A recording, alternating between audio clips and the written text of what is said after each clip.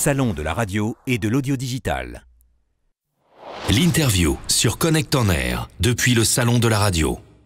Le Vacher Time, l'équipe du Vacher Time de Fun Radio avec nous ici sur la radio du Salon de la Radio. On va parler d'une émission qui a vu le jour fin août, si je dis pas de bêtises. Nouvelle émission arrivée à la rentrée avec Vacher qui était un petit peu le chef d'orchestre de cette bande, j'ai envie de dire, de cette famille, de ses amis qu'on retrouve tous les soirs sur Fun Radio entre 16h et 19h avec Anso Supio qui est là, Greg Romano, bonjour. Nicolas Papon qui est le nouveau venu. On vient d'arriver, c'est un petit peu le grand frère, la voix rassurante, le passionné de musique qui vient d'arriver. C'est une très très belle définition de ma personne. J'ai eu le communiqué de presse. Ah donc, d'accord, ok. C'est pour ça. C'est moi qui l'ai écrit. Alors, comment ça se passe cette émission depuis la rentrée? On a envie d'en savoir un petit peu plus. Vacher, ça fait un moment que tu es sur Fun Radio. Ouais. Tu es passé par d'autres radios avant, souvent en tant que co-animateur, sniper. Et puis là, ça y est, tu es à la tête de ton émission entre 16h et 19h sur Fun Radio. Donc, on est quand même sur une radio qui est musicale. On y met du talk. C'est un petit peu la tendance qu'on remarque chez Radio Jeune Adulte maintenant.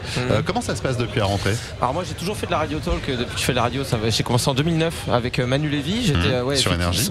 Non, j'ai commencé sur Fun avec Manu. Oui, c'était l'époque Fun. C'est vrai qu'il y a eu quelques. Ouais, on a fait des allers-retours. Il y a des histoires de mercato comme le monde de la radio, quoi, on se mélange. Et en fait j'étais auteur pour lui, machin. Et donc j'ai toujours appris la radio à travers ces émissions très talk. Et j'étais bien en tant que co-animateur, mais au bout de 10 ans je me suis dit tiens, je tourne un peu en rond. Si j'arrêtais la radio, en vrai je voulais arrêter. Je me suis dit je vais faire autre chose. Ouais. Carrément. Je me suis dit ça me manquera, mais essayons autre chose. Et Fun Radio, bon bah c'est vrai que c'est là où j'ai passé le plus de temps, quasiment 10 ans. Ils m'ont dit bah on va pas te laisser partir comme ça quand même, déjà fait un bisou. Donc je leur ai fait un bisou. Et puis ils m'ont dit on va voir s'il n'y a pas un truc pour toi. Et c'est là qu'ils m'ont proposé pourquoi pas faire ma propre émission. Et moi je me suis dit pourquoi pas faire ma propre émission, mais dans ce cas-là je veux absolument m'entourer de gens en qui j'ai entièrement confiance, sinon ça sert à rien. Et il se trouve que ces gens ils sont là autour de la table, donc c'est trop cool. Il y a Greg, il y a Nico, il y a Anso, et ils étaient disponibles pour pourquoi pas se lancer dans le projet si jamais il se faisait. Finalement il s'est fait, c'est super. En fait on est juste j'ai du mal à définir notre émission parce que oui on est une émission talk dans laquelle on parle de tout, d'actualité, de nos vies aussi beaucoup, on échange avec les auditeurs, mais surtout c'est un truc pas très vendeur ce que je vais dire, c'est que moi ce qui m'intéresse c'était qu'on fasse la radio surtout le plus naturellement possible. C'est le but de la radio déjà à la base. Bah oui. Mais je trouve qu'il y a souvent un espèce de faux naturel qui est un peu bankable. J'ai envie d'être sympa auprès de la ménagère, des gens un peu plus âgés, des gens plus jeunes. Il faut que je parle un peu jeune. Moi je me suis dit non. Ouais. C'est un talent. Je peux le refaire. En fait finalement mes mots n'ont pas vraiment d'importance. C'est surtout ça. Non mais voilà, je me suis dit voilà, faut qu'on soit naturel et qu'on arrive à donner de notre personne et que ça intéresse les gens, et c'est ce qu'on essaie de faire. Alors toi Anso, ça fait un certain moment également que tu es l'une des voix de Fun Radio emblématique. Je pense que bon tu fais partie, alors non je dirais pas dinosaure, mais tu fais partie en deuxième génération de ces filles qui ont réussi à pousser, enfoncer les portes, à s'imposer après Super Nana, des gens comme Catel et Sophie, et je pense que pour beaucoup de filles t'es un exemple. Ça faisait longtemps que tu étais sur Fun. T'as fait beaucoup de choses à Fun. T'étais sur le Night Show précédemment. Ouais, et puis avant j'ai animé longtemps du flux. Longtemps du flux, ouais. Il n'y avait pas beaucoup de filles en flux à ce moment-là. Non, il y en a toujours pas beaucoup, il y en a toujours pas assez. Il y en a pas assez. On revendique. Ouais, on revendique, c'est important. Comment ça s'est fait l'arrivée dans le Night Show? Ça s'est décidé dans l'été. Comment ça s'est fabriqué? Tu veux dire l'histoire du Night Show à la base? Ouais. L'histoire du Night Show était simple, c'est que Sébastien Joseph, qui est le directeur des programmes de Fun Radio, aimait bien ce que je faisais, aimait bien ce que faisait Marion Gagnon, qui était sur Énergie. Et donc du coup, il a décidé de nous réunir. Nous, on se connaissait déjà un peu parce que j'avais fait un petit passage très court, très éclair sur Énergie aussi. Et donc on se connaissait, et effectivement on a fait une maquette et il y a eu un très bon feeling tout de suite puisqu'on est toujours très amis avec Marion. Aujourd'hui Marion est entourée de garçons, toujours sur antenne de Fun Radio, un petit peu plus tard. Et puis toi, t'es revenu à des horaires un peu plus d'après-midi dans cette team du Vacher Time. Comment ça se passe depuis la rentrée? Bah ça se passe bien parce que c'est vrai qu'on récupère ses soirées déjà Ce qui est pas mal. Et en fait déjà à la base avec Vacher ça faisait super longtemps qu'on avait envie de travailler ensemble. Moi je suis hyper cliente de son humour et je pense que c'était le bon moment quoi, et on a bien fait de prendre ce virage là à ce moment là quoi. Je pense qu'on n'était pas prêt avant et que maintenant on l'est quoi. Alors justement en parlant d'humour, faut être client de l'humour des gens avec qui on travaille. C'est important d'avoir de l'admiration, de bien s'entendre. T'as vraiment un pote qui est là, puisque on peut dire que Greg Romano, c'est vraiment un ami super proche. C'est pas, encore une fois, tu dis c'est une bande de potes, mais c'est une vraie bande de potes. Moi, je connais un peu Greg, je sais que vous êtes vraiment super proches. Alors Greg, toi, tu as un parcours aussi bien radiophonique qu'en tant que comédien, humoriste. Est-ce que tu peux nous raconter ça? Parce que je sais que tu as fait Rouge FM, Voltage, tu as été sur scène, moi je t'ai vu en one-man show. Tu jouais également dans une pièce de théâtre, Duel à David et Jonathan. Tu as fait des apparitions au cinéma, enfin beaucoup de choses aussi. Comment on se retrouve à revenir à la radio alors que tu étais parti quand même plus sur le chemin des planches ces dernières années et derniers mois? Bonjour. J'ai jamais C'est pas une réponse, ça. Bonjour. Il faut savoir qu'il y a quand même Christina qui est là, qui s'occupe de la com, donc il s'est dit, moi je veux être le mec poli. Non, j'ai jamais vraiment quitté le monde de la radio. C'est juste qu'à une époque où je continuais à faire du théâtre, j'ai pas eu forcément une opportunité de faire de la radio. Et quand Vacher m'a appelé en fait pour me proposer ce projet, j'étais vraiment chaud parce que, comme il disait, au-delà de faire la radio, le fait d'être une équipe comme ça et d'être des amis avant tout, c'est vraiment quelque chose qui m'a encore plus motivé. Et le fait de pouvoir gérer à la fois le métier de théâtre et le métier de radio, c'est quelque chose qui m'épanouit beaucoup. Aujourd'hui, tu sens que tu as besoin des deux. C'est complémentaire d'ailleurs Non, c'est deux choses différentes. C'est deux passions différentes, deux visions différentes, des façons de travailler. Mais l'un va pas sans l'autre quand même. Parce que bon, après, dans l'un comme dans l'autre, je dois privilégier sur la touche un petit peu humour. Donc voilà, je suis la touche humour normalement de l'équipe. Et non, c'est quelque chose qui me plaît énormément. Et le fait de pouvoir faire plusieurs choses aussi différentes, ça permet de mieux se renouveler aussi après. Ça fait bizarre les uns et les autres de l'entendre parler sérieusement. Ouais. Après, je peux lâcher un prout. Hein. Greg, il est très les deux. Greg, il a une seconde où il peut être très premier degré et la seconde après où il part dans l'absurde. Il est vraiment comme ça. Ouais. Le problème, c'est qu'on sait jamais quand ça arrive. Donc à un enterrement, il peut faire des vannes. Alors c'est le petit nouveau qui vient d'arriver, Nicolas Papon, arrivé toute récente. Comment ça s'est fait? Pourquoi je suis arrivé si tard? C'est ça? Non, c'est pas vraiment ma question. Comment ça s'est fait que tu es arrivé dans cette équipe? Voilà, il manquait une quatrième personne, je sais pas, c'était pour partager le Blablacar ou... Alors la vraie histoire de cette arrivée, finalement, je vais revenir dessus tardive, c'est que j'étais dans une ancienne radio, j'étais sur Énergie pendant des années avec Manu, c'est là que j'ai commencé du coup avec Vacher. On est potes depuis des années, j'avais envie de faire autre chose parce que j'avais peur de tourner en rond, j'avais pas envie de saturer au bout d'un moment. Et il m'a proposé, du coup Vacher m'a proposé au mois de juin dernier de faire une émission avec lui, donc de faire le Vacher Time avec lui et toute l'équipe ici présente. Et mon ancien employeur m'a juste mis une clause de non-concurrence qui était contractuelle. Ah, oui. Voilà, on peut parler des contrats. Non, mais tout simplement une clause de non-concurrence qui a fait que j'ai été bloqué pendant 6 mois chez moi, payé. Donc je suis parti en vacances, ça fait du bien. D'où le bronzage. D'où le bronzage effectivement. Ouais. Il y a aussi un peu de terracotta, je ne te mens pas.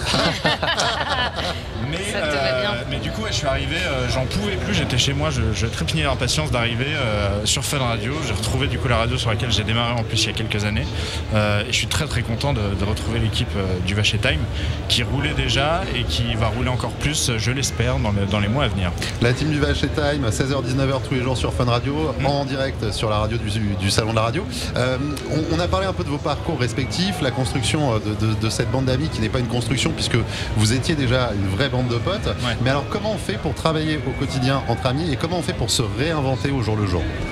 Alors travailler entre amis c'est assez simple parce qu'on est des potes mais qui se sont rencontrés quand même dans le milieu du travail. Donc c'est aussi là je pense qu'on s'est retrouvés, qu'on s'est trouvé des valeurs communes. Ça part d'une passion. C'est que voilà, on a la même passion qui est la radio et puis on a ce même goût du travail, de s'améliorer, de se remettre en question, de pas rester sur nos acquis.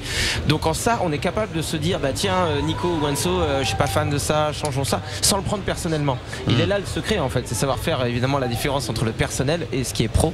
Et on arrive très bien à faire cette différence là. Nico là autour de la table il va être le parrain de ma fille en mars. Si jamais on se prend la tête pour un truc parce qu'on n'est pas d'accord sur un truc dans l'émission lundi ou mardi prochain, ça changera rien. En concurrence 6 mois où il est plus parrain et le mec reste chez lui part en vacances. Exactement, je prendrai quelqu'un d'énergie comme parrain et on changera.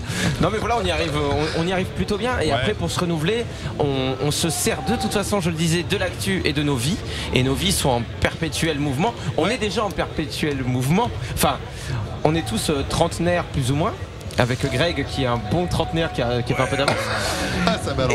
Et non mais on a des vies qui changent, on a des points de vue qui changent, on est touché par plein de choses. À 20 ans, moi, ce qui me faisait rire, c'est un mec qui disait caca et je pouvais rire pendant un quart d'heure. Aujourd'hui, il me faut un peu plus. Au moins caca boudin quoi. Caca boudin, là tu me fais rajouter des choses. Non mais voilà, on est sensible à d'autres choses aussi, donc on évolue avec le monde et on essaie de rire avec. Et ça c'est trop cool. Hyper agréable aussi pour nous, je te coupe, c'est qu'on se connaît tellement par cœur qu'on sait aussi, on peut aller puiser les choses. Si on n'a pas envie de se livrer sur certains trucs, je sais que Vacher va pouvoir balancer des trucs de ma vie qui vont me forcer à me livrer par exemple à l'antenne, et on fait ça avec tout le monde ici. C'est vrai. Parce que voilà, on se connaît par cœur, on se connaît depuis des années, c'est hyper agréable. Ça s'est passé hier, pas plus tard qu'hier, je parlais d'infidélité, direct je vais voir Nico parce que je sais que c'est trop, qu'il est hyper discret et sa femme se doute de rien, ça fait 12 ans qu'ils sont ensemble. Je trouve ça magnifique. Après évidemment moralement il vaut rien Nico. Mais la navigation privée c'est quand même pas mal. L'infidélité, manque d'hygiène, je vais sur Anso. Le côté j'ai envie de dire, le côté boudeur et jamais content, je vais sur Greg. Et puis tout ce qui est humour, gentillesse et légèreté, je me dirige vers moi-même. Et intelligence, c'est beau. Voilà, on va rajouter, c'est gratuit. Il y a vraiment une émergence des talks sur les formats jeunes adultes sur les radios musicales. Il n'y a pas que chez vous, il y a chez Énergie, d'autres radios également sur des radios régionales, ça se fait de plus en plus. Alors qu'à la base, l'ADN d'une radio comme Fun Radio, c'est la musique avec un format musical qui est très défini d'ailleurs, ce qui n'est pas le cas d'autres radios. Comment on fait pour s'installer, pour arriver à aller chercher les auditeurs et pour créer un petit peu cette magie, cette communauté? C'est une bonne question. En réalité, j'ai passé du temps à réfléchir. Si tout le monde avait le secret, ça serait quand même un peu plus facile, je pense. Moi, honnêtement, vu que j'ai commencé sur Fun Radio, pour moi, la radio, c'est fun. Je la connais pas autrement pour l'instant. J'ai été beaucoup auditeur avant de faire de la radio et j'étais dans ma voiture et je rêvais de faire de la radio. Je pensais vraiment jamais de ma vie que je pourrais en faire. Donc j'ai commencé sur Fun Radio, un mail à Manu, machin, tac tac, une rencontre et paf, t'es à Paris, tu fais de la radio. C'est allé hyper vite, c'était fou et j'étais super content. Mais du coup, j'ai tout découvert à travers Fun. J'ai aussi découvert ce son dance floor qui moi était pas forcément une musique que j'écoutais de base, à part quand je sortais machin, mais j'étais très rock. Et malgré ça, je me suis mis à aimer cette musique parce que j'ai trouvé qu'il y avait quelque chose de super positif, à savoir que c'était une musique justement très positive qui est dans un monde où justement tout le monde fait un peu la gueule et on pense ah tiens t'as vu il y a un virus en Chine et ah t'as vu il y a une astéroïde qui va peut-être nous tuer et ah t'as vu la planète elle va pas bien, on va tous crever. C'est bien quand même, non pas d'ignorer tout ce qui va pas, mais de se dire ok on compose avec les éléments mais on reste dans un mood positif. Et pour moi Fun Radio c'est surtout ça, il faut des animateurs qui sont en lien avec cette musique. C'est une musique positive pour des gens qui prennent la vie du bon côté, qui ont envie de décompresser après une journée de boulot. Il faut qu'on soit en accord avec ça. Nous animateurs de Fun Radio, si on est là c'est aussi parce qu'on se sent dans ce mood là, on a envie de déconner, de décompresser, de prendre la vie du bon côté.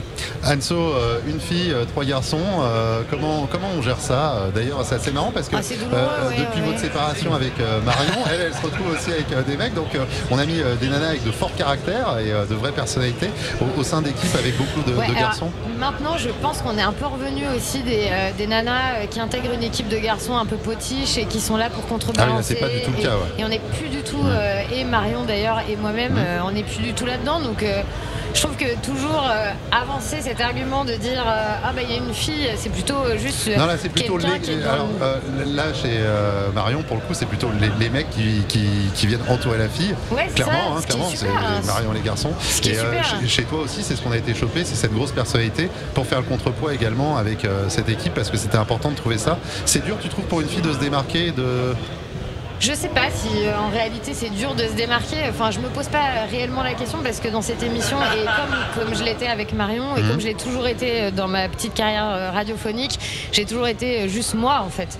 Donc si la personnalité plaît, tant mieux, c'est super. Puis il y a un truc sur lequel on se retrouve aussi beaucoup, c'est avec Anso pour le coup, c'est que ça peut paraître vraiment bête ce que je veux dire, mais on n'attache pas vraiment d'importance à la différence de sexe. En réalité, moi je me suis toujours, c'est un truc que je dis souvent à l'antenne, je me sens plus femme dans le sens où j'ai grandi qu'avec des cousines, mes sœurs, etc. Et ça n'a rien à voir avec ma façon de vivre ou ma sexualité ou ma façon de m'habiller. C'est vraiment quelque chose de profond. C'est que je me suis toujours senti plus proche des femmes.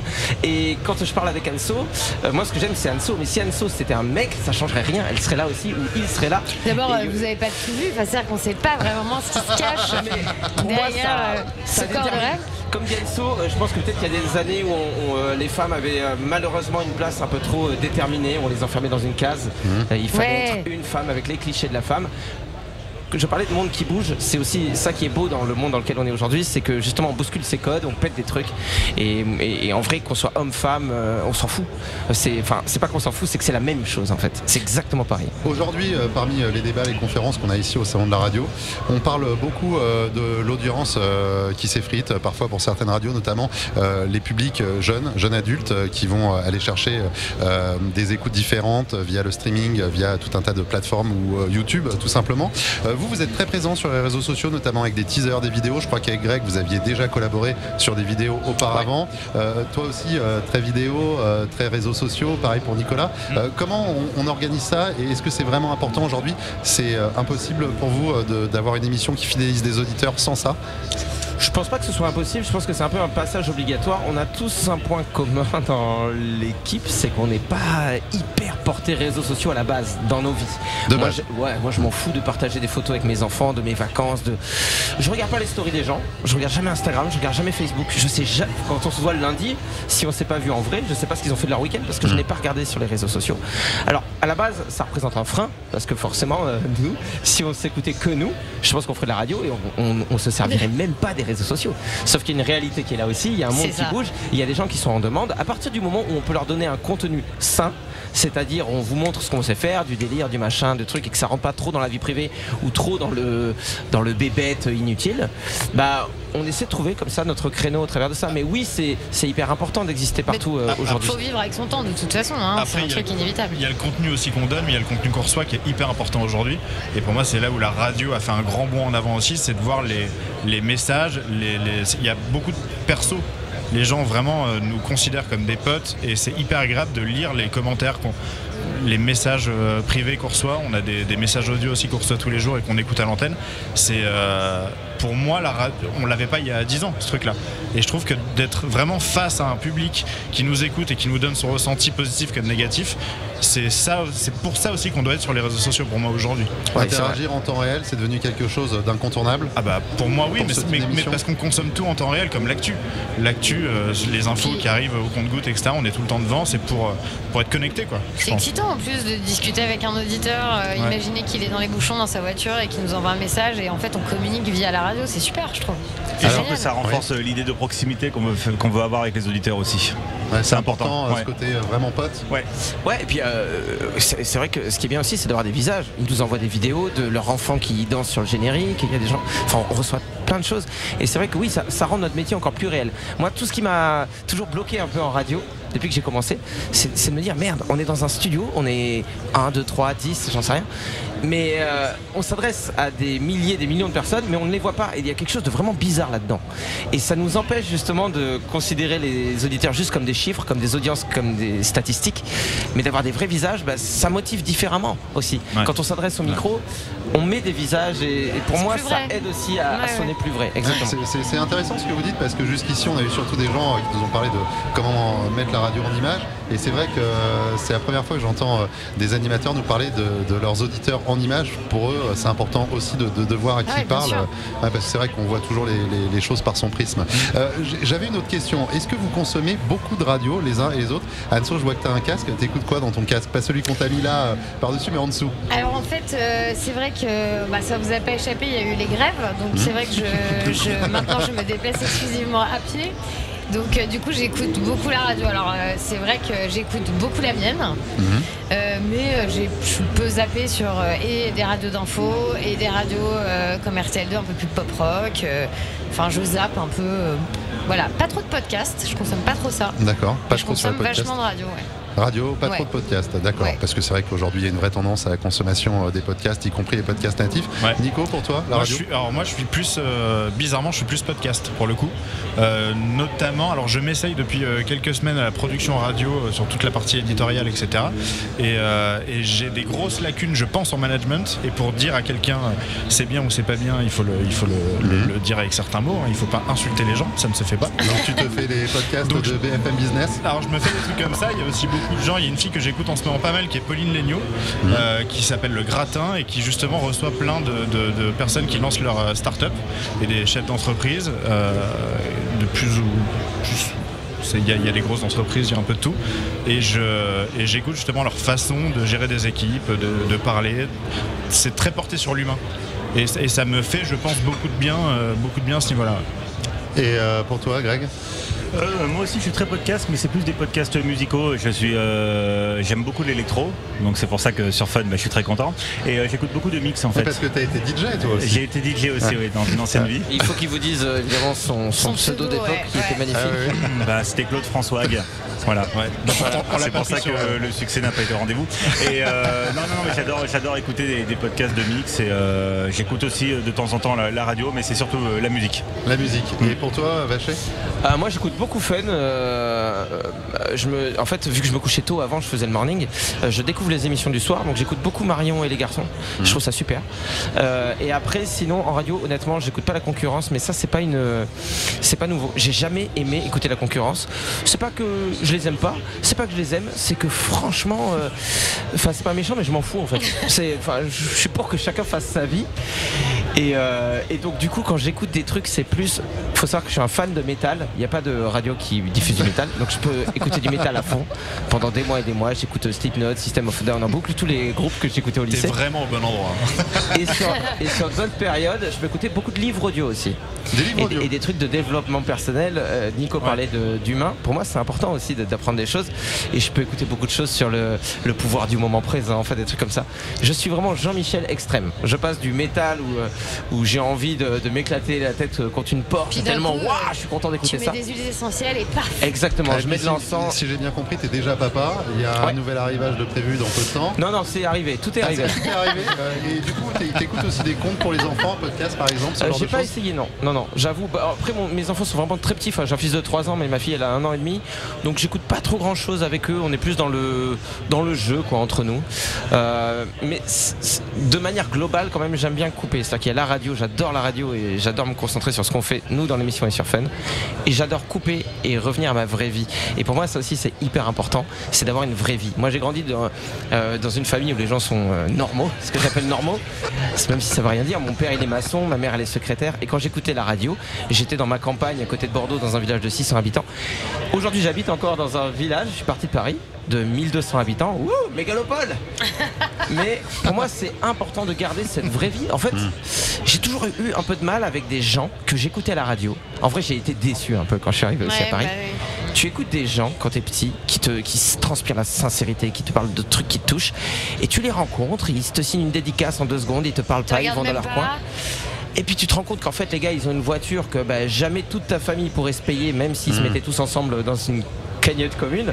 Et ça, c'est pas un problème d'avoir de l'argent. Il y a un côté vraiment anti-star chez vous tous et vous êtes vraiment à l'affût de cette proximité avec les auditeurs parce que c'est votre vie aussi. Et parce que pour moi, j'ai un rapport à l'ego qui me hérisse le poil. On n'a pas le droit d'avoir de l'ego parce que c'est des gens justement qui en ont beaucoup moins, qui font qu'on peut vivre de notre métier aujourd'hui. C'est des gens qui se prennent beaucoup moins la tête et qui nous donnent toute leur confiance en fait. Après, donc il faut respecter ça. Tu roules en Porsche. Ouais, mais c'est une petite. C'est une petite. C'est une 911, elles sont toutes petites. Anne-Sophie qui est dégoûtée parce qu'elle marche pendant les grèves en ce moment. A priori, les audiences viennent de tomber il y a quelques jours. Je crois que c'est plutôt sympa pour vous. Qu'est-ce que vous souhaitez pour 2020 ? C'est quoi votre bonne résolution ? Un souhait pour 2020 en 1 minute chacun ? Nicolas, encore beaucoup plus d'audience pour kiffer avec beaucoup plus de monde. Ouais, et moins de clauses de non-concurrence. C'est bon, là je l'ai plus. Je l'ai plus. Anso. Moi j'aimerais qu'on aille. Moi j'aimerais qu'on fasse de la radio chez les gens, quoi. J'aimerais qu'on aille un peu plus chez eux, quoi. Aller voir, les rencontrer. Vraiment faire plus d'émissions en direct chez les gens. Ouais, aller chez eux, quoi. Ou pas forcément des émissions, des apéros, parce que moi j'aime bien l'apéro. À consommer avec modération. Hein. Évidemment, mais. Enfin, pas pour les petits apéritifs et les petits machins, mais pour ce qui se boit avec modération. Voilà, c'est ça. On fait attention, mais j'aimerais bien aller à la rencontre des gens, ouais. Vaché. Moi, je me suis fait voler ma réponse par Anso, mais c'est normal. On est pas. On est un couple raté tous les deux. On aurait été tellement heureux, j'arrête pas de le dire. Mais non, mais moi je suis comme elle. J'aimerais que on continue ce qu'on fait avec la même sincérité, la même envie, et qu'on rencontre plus de gens, donc plus d'émissions en public, mais dans lesquelles on prend le temps de discuter avec les gens après, et plus aller chez eux, faire des événements. Ça c'est ce qui nous motive et c'est ce qui fait que notre métier il est magique. Et surtout les gens qui habitent dans des endroits genre la Corse. De toute façon c'est que Corse ou Martinique. Le reste ça nous intéresse pas. Greg.